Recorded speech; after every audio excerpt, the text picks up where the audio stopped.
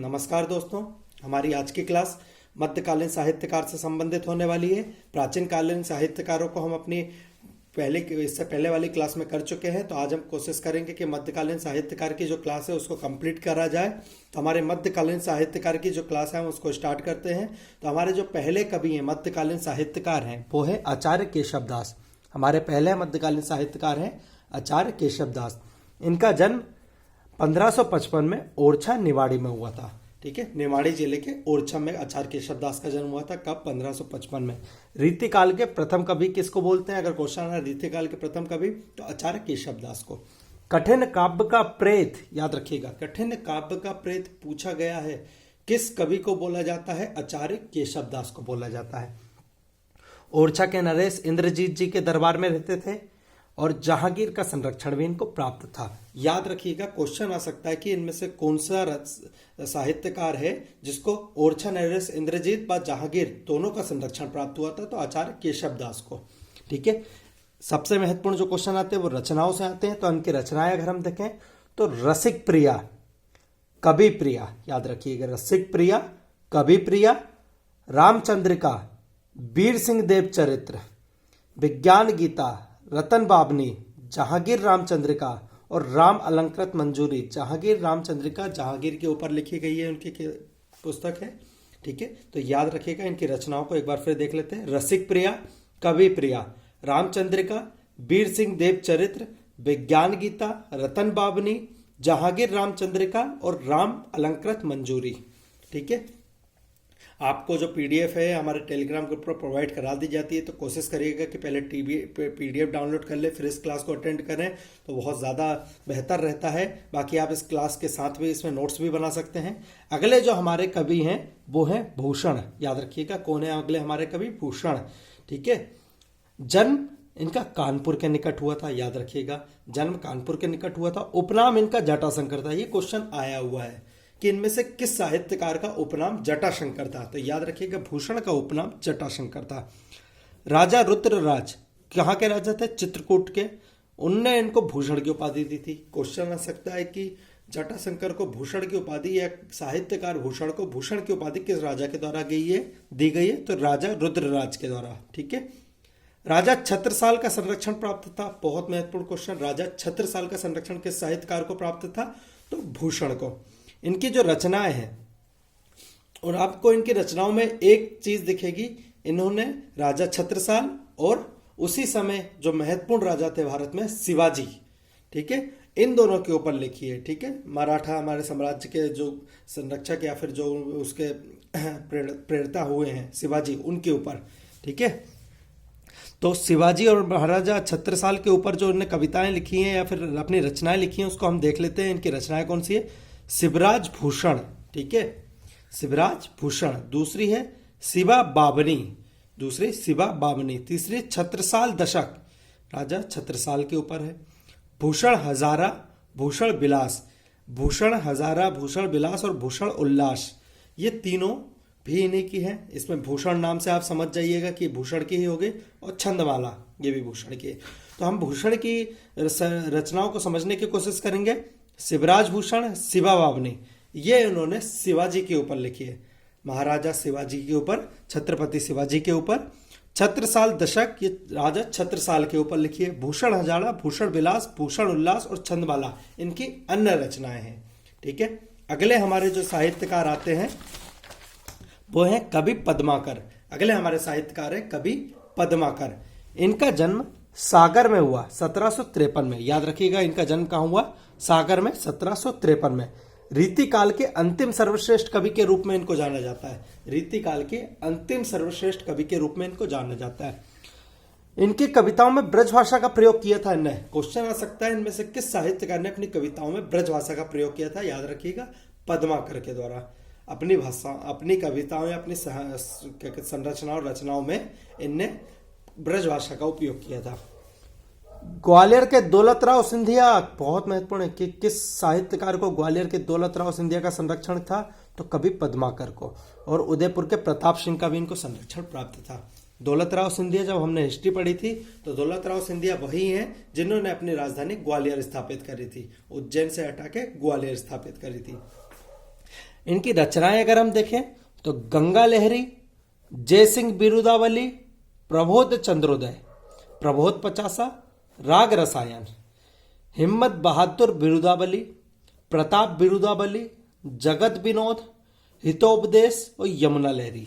आपको सिर्फ रचनाओं के नाम याद रखने हैं, इसके अलावा क्वेश्चन आने के चांसेस कम हैं। तो आप रचनाओं के एक बार हम फिर नाम देख लेते हैं। गंगा लहरी, जय सिंह बिरुदावली, प्रबोध चंद्रोदय, प्रबोध पचासा, राग रसायन, हिम्मत बहादुर बिरुदावली, प्रताप बिरुदावली, जगत विनोद, हितोपदेश और यमुना लहरी। ये सारी कवि पद्माकर की रचनाएं हैं। हमारे जो अगले साहित्यकार हैं वो स्वयं एक राजा थे, राजा भोज।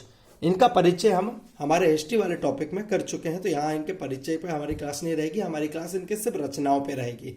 अगर इनकी रचनाएं देखें तो इनकी सबसे महत्वपूर्ण जो रचना थी वो थी सरस्वती कंठावरण। कौन सी? सरस्वती कंठावरण। दूसरी जो इनकी रचना थी श्रृंगार मंजरी, चारुचर्या, तत्व प्रकाश, चंपू रामायण, भोज प्रबंधम, ये इनकी आत्मकथा थी। भोज प्रबंधन, ठीक है, इनकी आत्मकथा थी। विद्या विनोद और समरागण सूत्रधार, ठीक है, याद रखिएगा। एक बार हम फिर देखते हैं। सरस्वती कंठाभरण, श्रृंगार मंजरी, चारुचर्या, तत्व प्रकाश, चंपू रामायण, भोज प्रबंधनम, आत्मकथाएं, विद्या विनोद और समरागण सूत्रधार, ठीक है। अगले जो हमारे साहित्यकार हैं वो है आधुनिक काल। अब आधुनिक साहित्यकारों से सबसे ज्यादा क्वेश्चन आते हैं और सबसे ज्यादा महत्वपूर्ण जो है वो है आधुनिक साहित्यकार। तो हमारे पहले आधुनिक जो साहित्यकार हैं उनको हम देखते हैं। पहले हमारे आधुनिक साहित्यकार हैं माखनलाल चतुर्वेदी। याद रखिएगा, हमारे पहले आधुनिक साहित्यकार हैं माखनलाल चतुर्वेदी। तो इनके बारे में देखते हैं। जन्म बाबई में हुआ, बाबई होशंगाबाद जिला, 4 अप्रैल 1889 को। याद रखिएगा, इनका जन्म कहाँ हुआ? बाबई होशंगाबाद जिले में 4 अप्रैल 1889 को। इनका निधन 1968 को भोपाल में हुआ। निधन से क्वेश्चन आने के चांसेस नहीं है, जन्म से क्वेश्चन आ सकते हैं।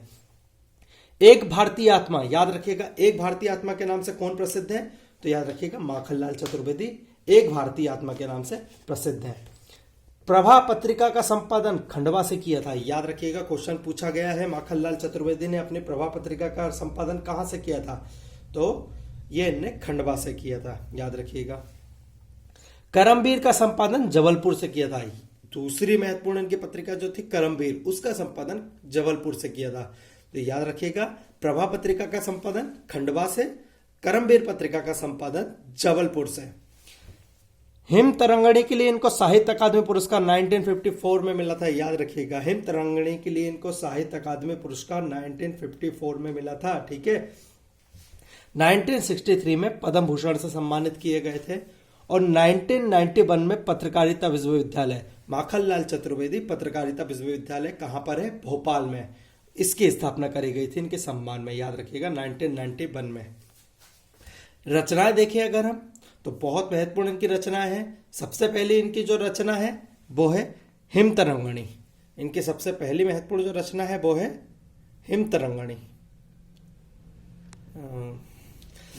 दूसरी है इनकी हिम किरीटिनी। दूसरी जो रचना है महत्वपूर्ण वो है हिम किरीटिनी। पहली महत्वपूर्ण रचना है हिम तरंगणी, दूसरी महत्वपूर्ण रचना है हिम किरीटिनी, तीसरी महत्वपूर्ण रचना है समर्पण। हिम किरीटिनी कविता संग्रह है।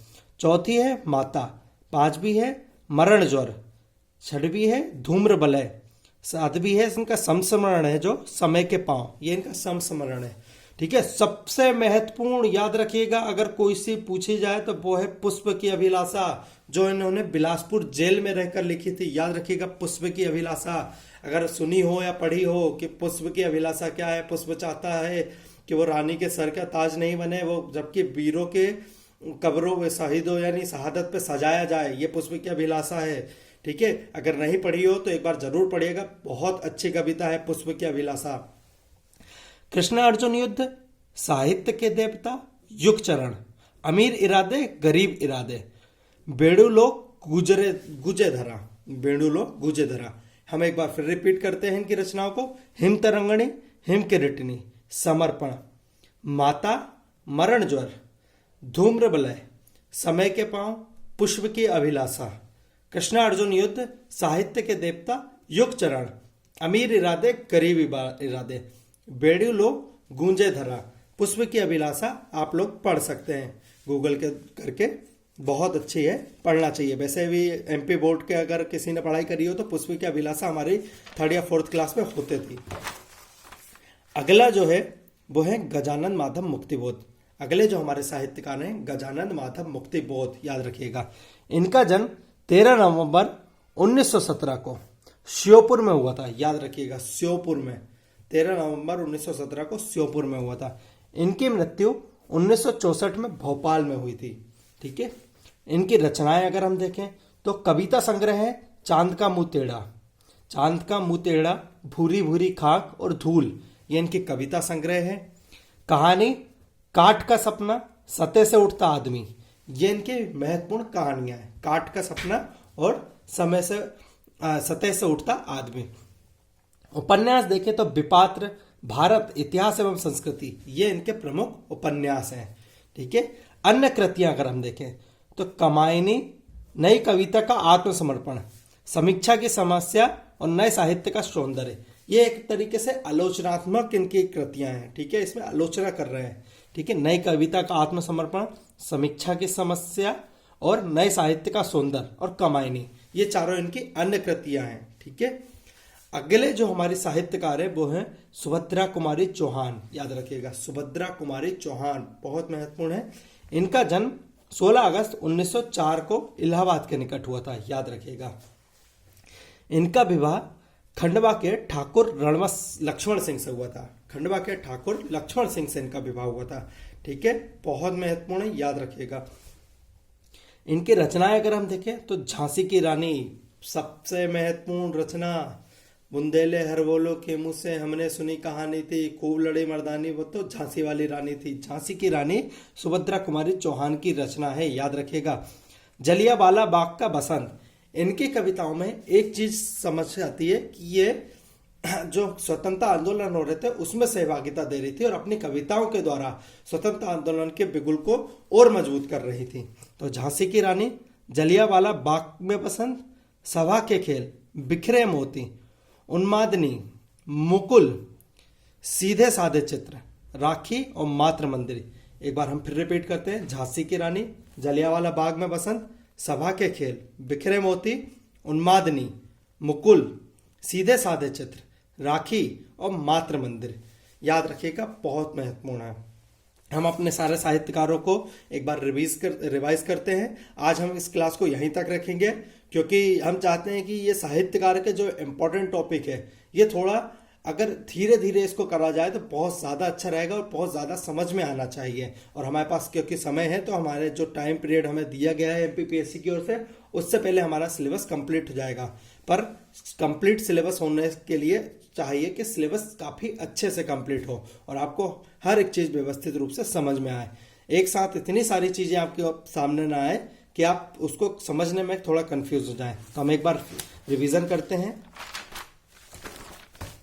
सबसे पहले आचार्य केशव दास, इनकी अगर हम रचनाएं देखें, रसिक प्रिया, कवि प्रिया, रामचंद्रिका, वीर सिंह देवचरित, विज्ञान गीता, रतन बावनी, जहांगीर रामचंद्रिका और राम अलंकृत मंजूरी, याद रखिएगा। भूषण की अगर हम रचनाएं देखें तो शिवराज भूषण, भूषण उल्लास, शिवा बावनी, छंदमाला, छत्रसाल दशक, भूषण हजारा और भूषण विलास।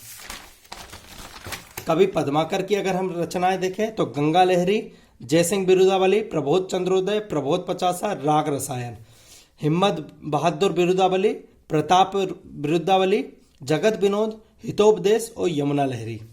राजा भोज की अगर हम रचनाएं देखें तो सरस्वती कंठाभरण, संगार मंजरी, चारुचर्या, तत्व प्रकाश, चंपू रामायण, भोज प्रबंधम, विद्या विनोद और सम्रागण सूत्रधार। ठीक है। माखनलाल चतुर्वेदी की अगर हम रचनाएं देखें, हिम तरंगणी, हिम किरटिनी, समर्पण, माता, मरण ज्वर, धूम्रबलय, समय के पांव, पुष्प की अभिलाषा, कृष्णा अर्जुन युद्ध, साहित्य के देवता, युग चरण, अमीर इरादे गरीब इरादे, वेणु लो कूजे धरा। गजानन माधव मुक्तिबोध की अगर हम रचनाएं देखें तो चांद का मुंह टेढ़ा, भूरी भूरी खांक, धूल, काट का सपना, सतह से उठता आदमी, विपात्र, भारत इतिहास एवं संस्कृति, कामायनी, नई कविता का आत्मसंघर्ष, समीक्षा की समस्या, नए साहित्य का सौंदर्य। सुभद्रा कुमारी चौहान की अगर हम रचनाएं देखें, झांसी की रानी, जलियांवाला बाग में बसंत, सभा के खेल, बिखरे मोती, उन्मादिनी, मुकुल, सीधे साधे चित्र, राखी और मातृ मंदिर। तो क्वेश्चन है, करिएगा, किसको कठिन काव्य का प्रेत कहा जाता है और कठिन काव्य का प्रेत कहा जाता है। दूसरा हमारा जो क्वेश्चन हो सकता है वो जयसिंह बिरुदावली किसके द्वारा रचित है। याद रखिएगा, ये क्वेश्चन आप देख लीजिएगा, अगर आपने इस वाले वीडियो को कंप्लीट देखा है तो इस क्वेश्चन को करने की कोशिश करिएगा। ठीक है, कठिन काव्य का प्रेत किसको कहा जाता है और जयसिंह बिरुदावली किसके द्वारा रचित है। धन्यवाद दोस्तों।